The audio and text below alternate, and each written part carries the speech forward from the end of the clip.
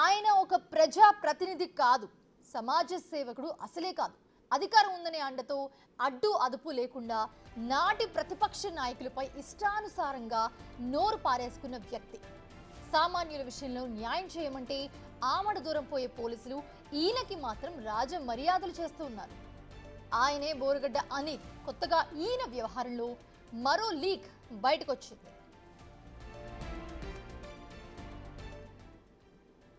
బోరుగడ్డ అనిల్ మ్యాటర్లో రోజుకొక విషయం బయటపడుతోంది.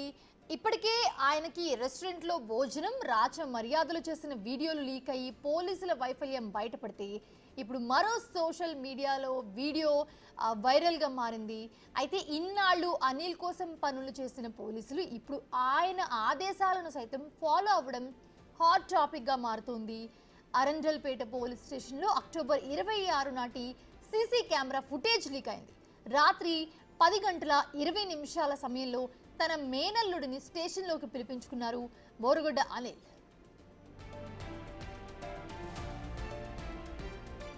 అయితే మేనల్లుడిని పక్కనే కూర్చోబెట్టుకుని కబూర్లు చెప్పారు. పేపర్ అడిగి తీసుకుని దానిపై ఏదో రాయించుకున్నట్లుగా కూడా ఆ వీడియోలో కనిపిస్తోంది చూస్తూ ఉంటే. దాంతో అసలు ఆ సమయంలో మైనర్ను పోలీస్ స్టేషన్లోకి ఎలా అనుమతించారంటూ విమర్శలు వెల్లువెత్తుతున్నాయి. పోలీసుల చర్యలతో పోలీస్ స్టేషన్ని రోజుకి గెస్ట్ హౌస్ లాగా మార్చేశారా అని అనుమానాలు కూడా వ్యక్తమవుతున్నాయి. అయితే పోలీసుల తీరుపై ఉన్నతాధికారులు ఆగ్రహం వ్యక్తం చేస్తూ ఉన్నప్పటికీ వారి వైఖరిలో మాత్రం ఎలాంటి మార్పు రాకపోవడంతో ప్రజలు సైతం పోలీసులను చీదరించుకుంటూ ఉన్నారు.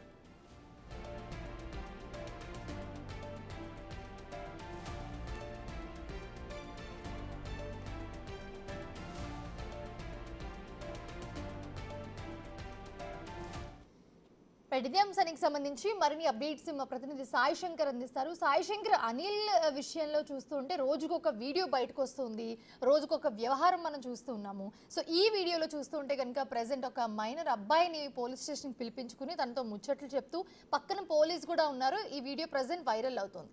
ఏం చెప్తారు? అప్డేట్స్ ఏ ఉన్నాయి వీడియోకి సంబంధించి?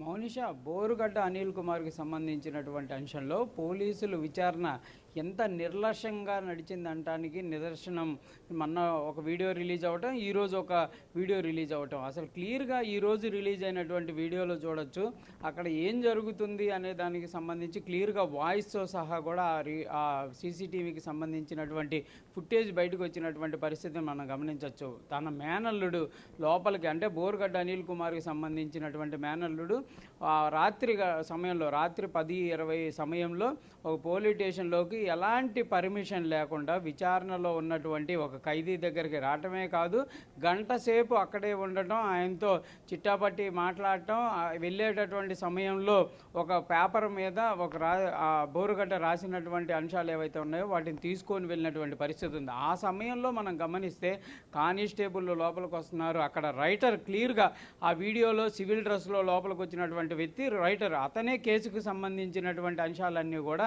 చూసేటటువంటి పరిస్థితులు ఉంటాయి. అట్లాంటిది వాళ్ళందరి ముందే హ్యాపీగా వాళ్ళ అల్లుడితో మాట్లాడటం, ఇదంతా చూస్తే కూడా క్లియర్గా పోలీసుల నిర్లక్ష్యానికి కొట్టొచ్చినట్టు కనిపిస్తుంది. అయితే ఈ కేసుకు సంబంధించినటువంటి అంశంలో బోరుగడ్డ అనిల్కి సంబంధించి విచారణ అనేది నిర్లక్ష్యంగా సాగితే దానిపైన ఓన్లీ సీఏని విఆర్కి పంపించడం జరిగింది, కానీ ఎలాంటి చర్యలు మిగిలినటువంటి అధికారులపైన కానీ ఎక్కడా కూడా చర్యలు లేవు. కానీ ఈ వీడియో ఎందుకు బయటకు వచ్చింది, ఎలా బయటకు వచ్చింది, ఈ వార్త రాసిన వాళ్ళు ఎవరు, ఈ వార్తను ఏ విధంగా ముందుకు తీసుకెళ్లారు అనే కోణంలో మాత్రం పోలీసులు అత్యుత్సాహంగా దానికి సంబంధించి దర్యాప్తు చేపడుతున్నారు. ఇప్పటికే ఒక జర్నలిస్ట్ పైన కేసు కట్టారు, ఆ వీడియోకి సంబంధించి బయటకు వచ్చినటువంటి టెక్నీషియన్ పైన కేసు కట్టారు, వాళ్ళని విచారణ చేపడుతున్నారు, వాళ్ళపైన కఠినమైనటువంటి చర్యలు తీసుకుంటా ఉంటున్నారు. కానీ అసలు విచారణ సమయంలో నిర్లక్ష్యంగా ఉన్నటువంటి పోలీసులు కానీ కానిస్టేబుల్ కానీ వీళ్ళకి సంబంధించి ఎలాంటి విచారణ లేదు. అసలు వాళ్ళు ఎందుకు వచ్చారు, అతనికి ఎందుకు అంత క్లియర్గా అంత విఐపీగా అతన్ని ఎందుకు ట్రీట్మెంట్ చేశారు, వాళ్ళకి ఎవరన్నా నిజంగానే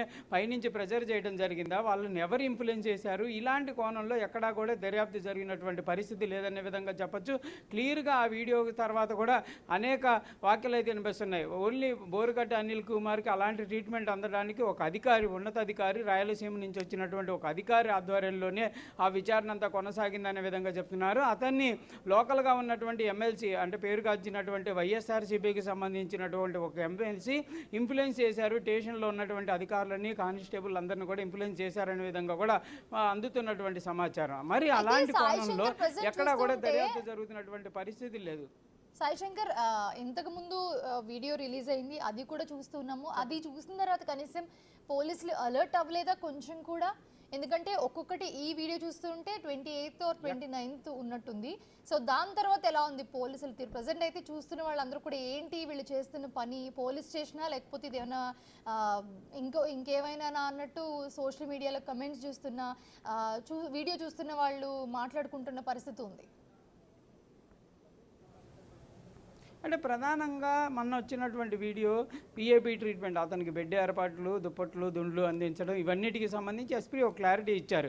ఏంటంటే అక్కడ కొంత ఆ కోర్టుకు సంబంధించి జడ్జి ఇచ్చినటువంటి ఆదేశాల అనుగుణంగానే ముందుకు వెళ్ళామనే విధంగా క్లారిటీ ఇచ్చారు. దాంతోపాటు ఆయన సారీ కూడా, అపాలజీ కూడా చెప్పడం జరిగింది. తన ఒక్క బాధ్యత కొంత నిర్లక్ష్యం అవడం వల్లే ఇలాంటి సంఘటన జరిగింది, కంపల్సరీగా చర్యలు తీసుకుంటామన్నారు. ఐజీ అక్కడ ఏదైతే ఆ స్టేషన్కి సంబంధించినటువంటి సిఐని వీఆర్కి పంపించారు. అయితే అసలు క్లియర్గా దర్యాప్తు జరగలేదనే విధంగా కూడా అర్థమవుతుంది ఈరోజు వీడియోని చూస్తే. ఎందుకంటే ఆ రోజు ఓన్లీ సీఎన్ పంపించి వదిలేయకుండా అసలు ఎందుకు జరిగింది ఏంటి అనే కోణంలో కనుక దర్యాప్తు జరుగుంటే కంపల్సరీగా మరికొంతమంది అధికారులపైన చర్యలు అయితే కంపల్సరీగా తీసుకోవాల్సినటువంటి పరిస్థితి ఉంది. ఎందుకంటే క్లియర్గా 3 రోజుల పాటు జరిగిన విచారణకు సంబంధించి 3 రోజుల్లో అతన్ని ఏమీ ఇబ్బంది పెట్టలేదు. క్లియర్గా అతను హ్యాపీగా లోపలికి వచ్చి అతని పని అతను మాట్లాడుకోవటం, అతను ఎవరిని కలవాలంటే వాళ్ళని కలవటం, ఎవరితో మాట్లాడాలనుకుంటే వాళ్ళతో మాట్లాడటం, సరదాగా అక్కడ ఉన్నటువంటి కానిస్టేబుల్లతో సరదాగా మాట్లాడుకున్నటువంటి సందర్భాలు క్లియర్గా ఆ వీడియోల్లో అర్థమవుతున్నటువంటి పరిస్థితి ఉంది. మరి అలాంటిది విచారణ ఏం జరిగినట్లు,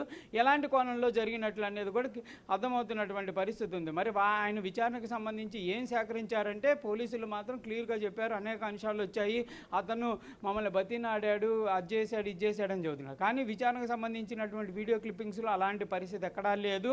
క్లియర్గా అయితే విచారణ జరిగినటువంటి సందర్భమే కనిపించట్లేదు. అతను ఎక్కడా చూసినా కూడా అంటే ఇవన్నీ రాత్రి సమయంలో జరిగే పొద్దున పూట విచారణ జరిగిందనే విధంగా చెప్పచ్చు. కానీ పొద్దున పూటకి సింగిల్గా విచారణ చేపట్టే పరిస్థితి స్టేషన్లో ఉండదు. ఏదైనా విచారణ జరగాలన్నా, ఏదైనా ఇన్ఫర్మేషన్ సేకరించాలన్నా కూడా అతను ఇండివిజువల్గా ఉన్నప్పుడు సేకరించాలి. అది కొంత రాత్రి సమయంలో కొంత సేకరించేటటువంటి పరిస్థితులు ఉంటాయి. కానీ అది ఎక్కడా కూడా ఉన్నటువంటి పరిస్థితులు లేవు.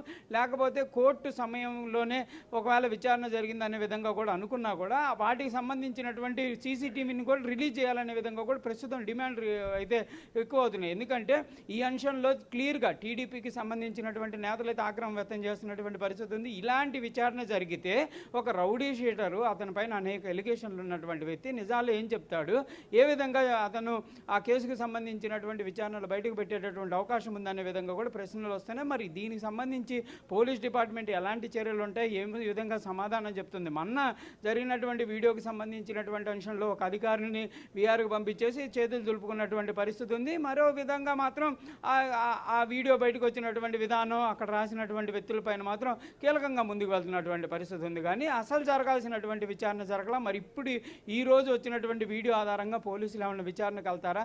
అసలు ఇక్కడ ఎవరు ఇన్ఫ్లుయెన్స్ అయ్యారు? పెద్ద స్థాయి అధికారులు అయ్యారా, కింద స్థాయి అధికారులు అవ్వడం జరిగిందా, ఏ విధంగా దర్యాప్తు అనేది జరుగుతుందనే దానికి సంబంధించి అసలు ఆ రోజు నిజంగా ఆ 3 రోజుల్లో విచారణ జరిగిందా లేదా అనే కోణంలో పోలీసులు అయితే కంపల్సరీగా దృష్టి పెట్టాల్సినటువంటి పరిస్థితి ఉంది. దీనికి కంపల్సరీగా లోకల్ పోలీసులు కాకపోయినా ఉన్నతాధికారులకు సంబంధించినటువంటి అధికారులతోనే అక్కడ జరిగిన ఆ 3 రోజులకు సంబంధించినటువంటి అంశాలపైన పరిశీలించాల్సినటువంటి అవకాశం అయితే స్పష్టంగా కనిపిస్తుంది. Mounisha, right, thanks for the updates. Hi Shankar.